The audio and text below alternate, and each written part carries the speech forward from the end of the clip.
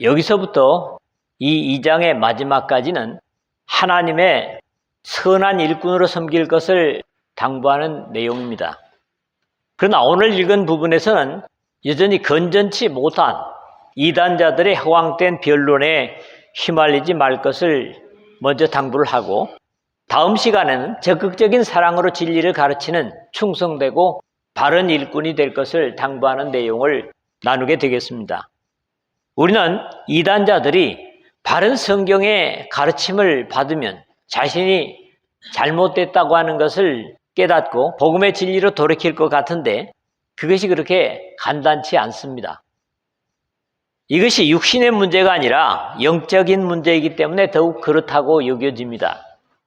사람이 육신을 가지고 살지만 사실 이 육신을 움직이는 것이 정신이라고 하는 데서 요즘 흔히 보고 있는 컴퓨터를 비롯한 정밀한 기계들이 역시 사람의 형태를 모방하기 때문에 AI라는 말을 많이 씁니다. Artificial Intelligence라고요. 그런 형태로 가고 있죠. 보이는 형태를 어떻게 움직이느냐, 또 무엇으로 움직이느냐 하는 보이지 않는 소프트웨어가 더 중요한 것이 사실이고, 보이는 형태의 사람을 선하신 하나님 편의 소프트웨어가 움직이는 성경의 말씀이 움직이는 삶인지, 악한 사탄의 정신은 마치 바이러스와 같은 소프트웨어에 따라 움직인다면 사회나 하나님의 나라에 합당한 역할을 하지 못할 것입니다. 그럼에도 진리의 복음은 복잡한 것이 없이 단순합니다. 이단의 교설은 진리를 비켜가는 것이기 때문에 나름대로 진리가 아니라고 하고 자신들의 비진리를 진리인 것처럼 꾸며야 하기 때문에 더 복잡할 수밖에 없습니다. 그런 이유에서 왜곡된 바르지 못한 종교 교리일수록 복잡하고, 그런 교육을 받아서 한 번 빠지고 나면 오히려 단순한 기본 진리로 돌아오는 것이 더 어렵게 되는 것을 봅니다. 오늘도 끝에 가서 결론을 맺지 않겠습니다. 첫 번째로는 14절에서 15절입니다. 제목대로 말다툼을 하지 말라. 특히 하나님 앞에서 말다툼을 하지 말라. 이런 당부를 주고 있습니다. 서로의 의견이 같지 않을 때 우리는 쉽게 말다툼을 하게 되죠. 말다툼으로 시작한 어떤 것들은 어느 것이 옳고 그름으로 판가름되기보다는 서로의 감정만 상하게 되고 관계가 더 멀어지게 되는 것이 대부분입니다. 대개의 경우 부부간의 말다툼도 하찮은 것으로 시작해서 이것저것 끌어내서 어떤 경우는 처음 나누던 과제와 전혀 다른 엉뚱한 것으로 가게 되는 경우도 있습니다. 부부싸움 해보신 분은 경험을 했을 겁니다. 그러나 부부싸움은 칼로 물베기라는 속담에 있는 것처럼 다시 회복되는 것이 대부분입니다. 그럼에도 이단 사설에 대한 논쟁은 그보다 더 소득이 없습니다. 이것은 긍정적인 경우이지만 환원운동이 미국에서 시작되면서 큰 극장이나 실내 운동장 같은 곳을 빌어서 교파들과 공식적인 디베이트, 토론을 했던 것을 듣게 됩니다. 이것은 단순한 개인의 논쟁이기보다는 교회 지도자들이 자신의 회중을 함께 데리고 와서 어떤 신앙적 관점을 자신들이 행하고 있는 것들을 질서 있게 서로 토론을 하게 되는데, 그렇게 해서 당시의 그리스도 교회는 오히려 많은 성장을 한 경우들을 역사에서 듣습니다. 어느 교회가 성경을 그대로 행하고 있느냐 하는 데는 당연히 그리스도 교회는 인위적으로 만든 교리가 없고 성경이 말하는 것을 행하고 침묵하는 것을 행하지 않기 때문에 토론에 참여했던 사람들이 듣고 판단해 볼 때 선택이 가능했기 때문입니다. 그런 이유에서 미국에서 디베이트가 상당히 많았던 것으로 환원운동의 역사에서 봅니다. 그러나 지금도 건전하지 못한 사람들의 접근 방식도 여전히 성경을 한번 공부해 보자 라고 접근을 하지만 사실 이미 짜맞춰진 자신들의 교리를 합리화하기 위해서 성경을 찾는 것뿐이지 객관적인 복음의 이치나 역사를 그대로 가르쳐 주는 사람은 그런 사람들은 아니죠. 너는 그들로 이 일을 기억하게 하여 말다툼을 하지 말라고 하나님 앞에서 엄히 명하라. 첫 부분이겠는데 여기에 중심이 되는 내용은 그들로 이 일을 기억하게 하여 라는 것인데, 여기 그들은 물론 2장 우리가 상고했습니다만 2절에 충성된 사람들로 이해되고, 이 일은 바로 앞에서 나누었던 8절에서 13절의 복음의 내용으로 주님과 함께 죽을 수 있다면 반드시 주님의 영광과 함께 살 것이라는 내용을 마음에 두고 하는 말로 이해가 됩니다. 아무 충성된 하나님의 일꾼일지라도 유익하지 못한 교리 논쟁은 얻는 것이 없음을 경계하는 것입니다. 이런 것들을 하지 말 것을 단순한 경계가 아니라 하나님 앞에서 엄히라고 선언하고 있습니다. 뒤에 4장 1절에서도 하나님 앞과 살아있는 자와 죽은 자를 심판하실 그리스도 예수 앞에서 그가 나타나실 것과 그의 나라를 두고 엄히 명하노니 라고 같은 투의 경계를 주고 있습니다. 이는 유익이 하나도 없고 도리어 듣는 자들을 망하게 함이라. 14절 하반절인데, 유익이 하나도 없는 일을 하는 것은 힘만 에너지만 소모할 뿐이고 듣는 사람들에게 구원을 끼치는 것이 아니라 망하게 하는 어리석은 일을 하는 것은 복음에 충성된 사람에게 합당치 않기 때문입니다. 이미 바울은 디모데전서 1장 4절에서 신화와 족보에 끝없이 몰두하지 말게 하려 함이라. 이런 것은 믿음 안에 있는 하나님의 경륜을 이름보다 도리어 변론을 내는 것이라고 경계한 바 있고, 디모데전서 4장 7절에서 망령되고 허탄한 신화를 버리고 경건에 이르도록 너 자신을 연단하라 경계한 바 있습니다. 너는 진리의 말씀을 옳게 분별하며 부끄러울 것이 없는 일꾼으로 인정된 자로 자신을 하나님 앞에 드리기를 힘쓰라. 15절에 그랬는데, 하나님의 구원의 진리를 대신 전하는 하나님의 일꾼들은 물론이겠지만 모든 복음 속에 있는 하나님의 백성들에게 너무나 당연한 당부입니다. 하나님의 일꾼으로서 첫째로 중요한 것이 진리의 말씀을 옳게 분별하는 겁니다. 이것은 단순히 교리를 의미하는 것이 아니라 구원의 복음을 체계적으로 이해하는 것을 이르는 말로 본래 옳게 분별하다, 오르도토메오라는 말은 곧게 자른다는 의미입니다. 아주 예리한 도구로 정확하게 자른다는 의미에서 나온 말입니다. 그래야 흔들림 없이 복음을 위해 일할 수 있을 것이기 때문입니다. 두 번째는 부끄러울 것이 없는 일꾼으로 인정된 자로 서야 한다는 겁니다. 교회 안에서나 교회 밖의 세상에서든지 참된 그리스도인으로 인정받는 일꾼이 될 때 거리낌 없이 하나님의 일을 감당할 수 있을 것이기 때문이죠. 세 번째로는 이런 사람이라도 적극적으로 자신을 하나님 앞에 드리기를 힘쓰는 그리스도인이 되어야 한다고 당부합니다. 다른 사람 누구보다도 나 자신이 쓰임받도록 자신을 하나님 앞에 드리기를 항상 힘쓰는 하나님의 백성이어야 합니다. 그런 사람만이 하나님께 쓰임받고 있다는 자긍심으로 감격하는 섬김을 드릴 수 있을 것이기 때문입니다. 두 번째로는 16절에서 17절입니다. 여기서는 악성 종양 같은 말을 바울이 거론하고 있습니다. 건전하지 못한 신앙의 가르침이 교회에 미칠 수 있는 어두운 면을 경계하고 있습니다. 또 이래서 진리가 중요한 겁니다. 진리는 사실을 바탕하고 거기에 더하거나 뺄 것이 없습니다. 이런 논리는 정정당당하고 숨길 것이 없는 것을 의미하기도 합니다. 이 죄악된 세상을 구원하는 우리 주 예수 그리스도의 십자가의 복음은 어떤 것도 더할 필요가 없는 진리입니다. 어떤 것도 빼야 하는 부끄러움이 없는 자랑스러운 진리입니다. 복음을 바로 이해하기만 하면 자신 있게 당당하게 증거할 수 있습니다. 그런 당당함에서 바울은 내가 복음을 부끄러워하지 아니하노니 이 복음은 모든 믿는 자에게 구원을 주시는 하나님의 능력이 됨이라. 먼저는 유대인에게요 그리고 헬라인에게로다. 로마서 1장 16절에 자랑하고 있는 겁니다.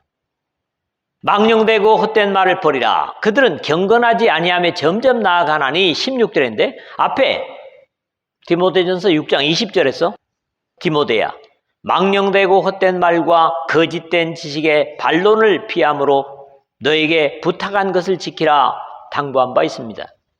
여기 망령된 것, 불경스러운, 모독스러운 이런 것들을 의미하고 헛된 말, 헛된 이야기, 잡담 이런 것들을 의미하는 낱말이 쓰였습니다. 진리와는 반대되는 의미들이기 때문에 진리를 따르는 신앙의 사람들에게 전혀 유익이 되지 못하고 결과에서는 경건하지 아니하며 점점 나아가나니 한 것처럼 점점 하나님을 경외하는 것과는 반대편으로 나아가게 되어 있기 때문에 버리라 하는 권면을 주고 있는 겁니다. 그들의 말은 악성 종량이 퍼져나감과 같은데 그 중에 후메네오와 빌레도가 있느니라. 17절입니다. 이것은 그런 것들이 미치는 영향과 그때 그곳에 그런 역할을 한 실제적인 인물을 거론하는 것이죠. 지금 우리나라에 퍼져 있는 이단들은 이런 양상으로 퍼져 있고 신앙을 떠나서 윤리나 도덕적으로도 문제가 많은데도 불구하고 그것을 버리지 못하는 안타까움을 보는데 모두가 그리스도인들이 성경적인 진리를 바르게 가지지 못한 영향들임을 부정할 수 없을 겁니다. 그들의 말은 악성 종량이 퍼져나감과 같은데 17절 첫 부분에 그랬는데 이번에도 종양수술을 한 분들이 있습니다. 우리 교회와 관련된 분들이 다른 장기로 전이가 되지 않는 양성 종양보다는 악성 종양이 문제입니다. 양성 종양, 혹이나 물혹이나 결절이라는 말을 쓰는데 같은 것들은 많은 사람들이 위장이나 간장이나 대장에 가지고 있습니다. 그러나 문제되는 것은 악성 종양, 즉 암입니다. 이 악성 종양은 신진대사가 활발한 젊은 사람들이 더 전이되는 것이 활발하다고 하는 데서 이단과 다르지 않은 겁니다. 그냥 대강 믿음 생활 왔다 갔다 하는 사람들보다 적극적으로 신앙생활하는 사람들에게 더 쉽게 번지는 것을 볼 때 그렇습니다. 충분히 그렇습니다. 이단의 확산은 악성 종양이 퍼져나감과 같습니다. 그 중에 후메네오와 빌레도가 있느니라 17절 하반절에 이 두 사람뿐만 아니라 그 중에라고 한 것으로 봐서 적지 않은 사람들이 그러한 건전치 못한 종교에 이미 오염되어 있었던 것으로 보입니다. 앞에 디모데전서 1장 20절에 그 가운데 후메네오와 알렉산더가 있으니 내가 사탄에게 내준 것은 그들로 훈계를 받아 신성을 모독하지 못하게 하려 함이라 거론한 바 있지만은 뒤에 이름이 다르죠. 그래서 상당수의 사람이 가담된 것으로 보여집니다. 이 사람들은 물론 대표격의 사람들일 거니까요. 그럼에도 어울리지 않게 그들의 이름의 의미는 나쁘지 않습니다. 휘메나이오스, 혼례식, 결혼식, 혼례식 노래 이런 의미를 가집니다. 여기서 영어에 하이메니얼 라이츠, 하이메니얼 셀레모니가 나온 거예요. 결혼식이죠. 신앙하는 사람들을 기도와 혼인한 관계인 신부로 비유하는 표현들이 성경에 상당히 많습니다. 비근한 거로 고린도후서 11장 2절이나 에베소서 5장 22절 33절에 그리고 요한계시록에 더욱 많습니다. 19장 7절 9절 21장 2절 21장 9절 어둠의 세력인 마귀 사탄과 혼인의 관계를 맺는다면 그 운명은 가히 비극적일 겁니다. 악한 사람하고 결혼을 하고 싶은 사람은 없을 거거든요. 그리고 필레토스, 이것은 부침성 있는, 사랑하는, 친절한, 이런 좋은 의미를 가지고 있어요. 바른 신앙에서 좋은 것이지만 마귀 사탄에게 이런 상태라면 심각한 비극이 될 수도 있습니다. 이 땅에 구원의 복음이 선포된 후에도 어둠의 세력들은 자신들의 세력을 넓혀가기 위해 수단과 방법을 가리지 않고, 그것도 바깥 세상에서뿐만 아니라 주님의 몸된 교회 속에 파고 들어와서 교회의 주인이신 하나님과의 사이를 비집고 들어와서 분리시키고, 교회의 머리신 우리 주 예수 그리스도와의 관계를 이간시키는 일들은 시대와 장소를 가리지 않고 계속되고 있기 때문에 믿음의 사람들이라면 긴장할 필요가 있는 겁니다. 이런 입장에서도 선줄로 생각하는 사람은 넘어질 것을 기억하고 겸손으로 허리를 동이고 진리에 더욱 탐구할 필요가 있습니다. 하나님을 섬김에 있어서는 교리를 만들거나 이론을 꾸밀 필요가 없습니다. 이미 하나님께서 이 세상을 지으시기 전부터 예정하시고 계획하셔서 이 역사 속에 이루신 예수 그리스도의 십자가를 통한 구속의 사실만으로 순종만 한다면 완벽합니다. 어느 시간, 어느 사람이든지 공간과 시간을 초월해서 영혼으로 옮겨갈 수 있는 천국을 마련하셨고, 방법까지 완벽하게 주셔서 죄인들을 불쌍히 여기시고 사랑하시는 하나님의 사랑에 응답하기만 하면 완벽한 장치를 완성해 놓으셨습니다. 이 사랑의 역사가 바로 하나님이 세상을 이처럼 사랑하사 독생자를 주셨으니 이는 그를 믿는 자마다 멸망하지 않고 영생을 얻게 하려 하심이라는 요한복음 3장 16절의 은혜의 언약인 겁니다. 과거 이스라엘처럼 불순종하지만 않는다면 이 은혜에 제외될 사람은 없습니다. 할렐루야. 세 번째로는 18절 19절입니다. 여기에 마지막에 불의에서 떠날지어다 라는 당부를 줍니다. 내가 뭐 불의에 있는가? 그런데 말씀을 나눠가겠습니다마는 의의 사람이라고 하는 그리스도인들이 아직도 양다리를 걸치고 있는 경우가 있기 때문에 그때 당시에도 이런 당부를 주었다고 생각됩니다. 이 마지막 부분에서는 망령되고 헛된 말인 후메네오와 빌레도 같은 사람들이 주장하는 잘못된 이론과 거기에 대한 경계를 주고 있는 내용입니다. 특히 우리 주 예수 그리스도의 부활의 사실에 대해서는 완벽한 증거와 논리가 이미 고린도전서 15장에 주어졌습니다.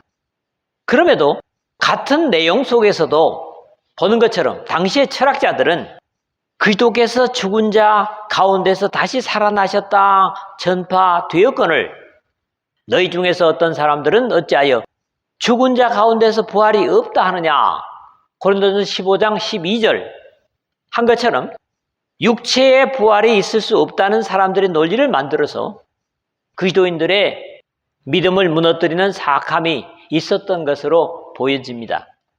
진리에 관하여는 그들이 그릇되었도다. 부활이 이미 지나갔다 하므로 어떤 사람들의 믿음을 무너뜨리느니라 18절에 있는데, 구원은 진리와 관련되고 하나님께서 역사 속에 이루신 구속의 사실을 부정해버리면 하나님의 은혜를 누릴 수 없기 때문에 이러한 진리이신 하나님이나 예수 그리스도를 부인해버리면 남는 것은 아무것도 없습니다. 앞에서 8절에서도 봤던 대로 복음의 핵심은 바로 예수 그리스도의 죄를 위해서 죽으심과 부활입니다. 이 둘 중에 하나라도 부정된다면 그것은 구원을 잃게 만드는 반쪽 복음이 되고 맙니다. 주님의 죽으심은 우리의 죄를 위한 사죄를 위한 것이고, 주님의 부활은 우리의 의를 위한 사랑의 역사입니다. 당시에 이데아를 주창한 플라톤 같은 철학자도 사람에 대해서 이원론적으로 가르친 것으로 보입니다.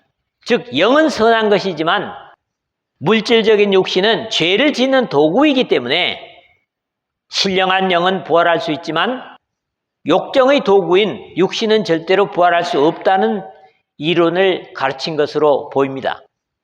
부활이 이미 지나갔다 하므로 18절 중간인데 분명히 부활은 죽음의 다음이지만 그럼에도 부활이 없다면 고린도전서 15장의 가르침처럼 앞에서 12절을 이미 인용한 바 있습니다마는 부활의 믿음은 아무리 강조해도 지나치지 않음을 바울이 증거하고 있습니다.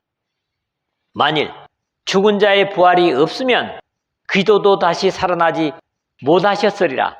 그리스도께서 만일 다시 살아나지 못하셨으면 우리가 전파하는 것도 헛것이요 또 너희 믿음도 헛것이며 또 우리가 하나님의 거짓 증인으로 발견되리니 13절에서 15절입니다. 그리스도께서 다시 살아나신 일이 없으면 너희의 믿음도 헛되고 너희가 여전히 죄 가운데 있을 것이요 또 그리스도 안에서 잠자는 자도 망하였으리니 17절 18절이죠. 그리스도인들 중에서도 부활을 중생 즉 거듭남으로 이해해서 현재의 육체의 거듭남으로 한정해버리는 그런 부류들도 있습니다. 분명 이것도 성경의 가르침은 아닙니다. 우리의 믿음에서 부활을 제외시켜버린다면 세상의 다른 종교들과 별 다를 것이 없는 이유는 우리 그리스도의 교회만이 부활의 믿음과 소망을 가지고 있기 때문입니다. 다른 종교에는 이게 없습니다. 이러한 이유에서 부활이 이미 지나갔다 함으로 하는 것은 이 잘못된 이론은 1세기에나 오늘 21세기에나 하나님과 예수 그리스도를 믿는 우리 믿음의 사람들에게 가장 귀중한 신앙의 중심입니다. 그런데 지나가 버렸다 하는 거죠. 만약에 부활을 제외한다면 그리스도의 교회는 가장 귀한 핵심을 잃는 것과 다름이 없습니다. 물론 죽으심도 귀중하지만요. 이런 입장에서 진리에 관하여는 그들이 그릇되었도다 18절에 라는 겁니다. 그리고 그러한 결과는 어떤 사람들의 믿음을 무너뜨리느니라 18절 하반절인데 모든 사람들은 아니지만 즉 어떤 사람들의 믿음이 연약한 사람일 수도 있고 철학을 신봉하며 믿으면서도 철학에도 기대를 걸고 있는 사람들의 믿음을 무너뜨리게 되는 것입니다. 물론 우리 주님의 말씀처럼 성경의 가르침을 듣고 그대로 순종하는 반석 위에 집을 지은 것 같은 충성된 사람들은 그렇지 않겠지만 말이죠. 마태복음 7장 24절입니다. 믿음의 바탕을 든든히 가지지 못한 사람들의 믿음은 무너질 수도 있습니다. 사도 바울은 주께서 주신 권세는 너희를 무너뜨리려고 하신 것이 아니요 세우려고 하신 것이니 고린도후서 10장 8절 상반절에 모든 신앙의 행위들 이런 것들은 다 믿음의 백성으로 세우기 위해서 주신 것이라고 하는 것을 강조하고 있는데 자신도 아닌 남의 믿음을 무너뜨리려는 시도는 어떤 것이든지 옳지 못한 자세로 심판받아 마땅합니다. 이것은 공간복음에서 주님께서 경계하신 내용이죠. 마태복음 18장 6절에서 7절, 마가복음 9장 42절, 누가복음 17장 1, 2절에도 나타납니다.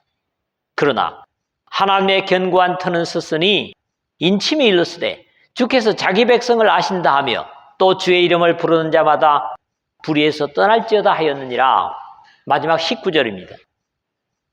바로 앞절의 안타까움과 함께 여기서는 그러함에도 불구하고 하나님의 구원받은 성도들은 하나님께서 붙드시고 악에서 떠날 것이라는 확신으로 오늘의 말씀을 마무리하고 있는 겁니다. 그러나 하나님의 견고한 터는 섰으니 마치 신앙 고백하는 베드로 사도에게 주님께서 주시는 말씀을 듣는 기분을 가집니다. 또 내가 너에게 이르노니 너는 베드로라. 내가 이 반석 위에 내 교회를 세우리니 음부의 권세가 이기지 못하리라 하는 마태복음 16장 18절의 말씀과 같이 들립니다.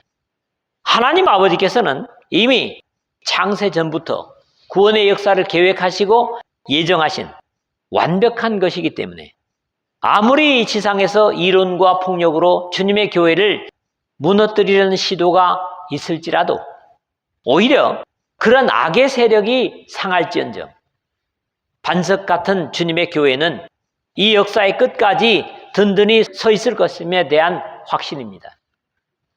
인침이 일렀으되 주께서 자기 백성을 아신다 하며 19절 중간인데 하나님의 백성이 되는 것은 단순히 교회에 출석하는 보이는 면에서 다가 아닙니다. 그 안에서 너희도 진리의 말씀 곧 너희의 구원의 복음을 듣고 그 안에서 또한 믿어 약속의 성령으로 인치심을 받았으니 에베소서 1장 13절에 했고 에베소 4장 30절에도 하나님의 성령을 근심하게 하지 말라 그 안에서 너희가 구속의 날까지 인치심을 받았느니라 하는 말씀을 확인해 주고 있습니다. 사람도 자신의 것을 안다면 하나님은 절대로 자신의 것을 잊지 않으실 것입니다. 인침을 받은 자신의 도장을 받은 백성들 말이죠.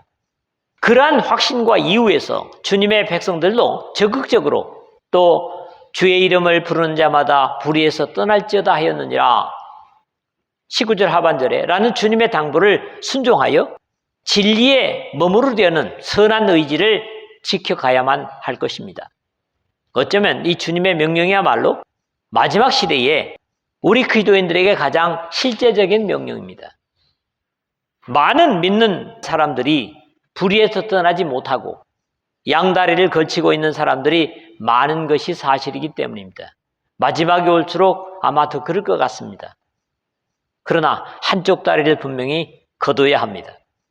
이미 우리 주님의 선언은 내가 진실로 너희에게 이르노니 내 말을 듣고 또 나 보내신 이를 믿는 자는 영생을 얻었고 심판에 이르지 아니하나니 사망에서 생명으로 옮겼느니라. 여기 제가 드리고자 하는 말씀은 사망에서 생명으로 옮겼느니라. 요한복음 5장 24절에 하셨는데 이것은 대개 우리 믿음의 사람들의 구원을 확인하는 말씀이기도 하지만 마지막 부분 사망에서 생명으로 옮겼느니라 하는 증거는 우리의 삶의 자리가 어떠해야 함을 확인하는 말씀이기도 합니다. 이 확인에서 부끄러움 없이 나는 죄악이나 세상에 걸쳐놓은 다리를 완전히 걷어서 불의에서 떠난 백성으로 삶으로 주님께서 언제 오신다고 해도 기쁨으로 마라나타를 외칠 수 있는 여러분 모두 되시기를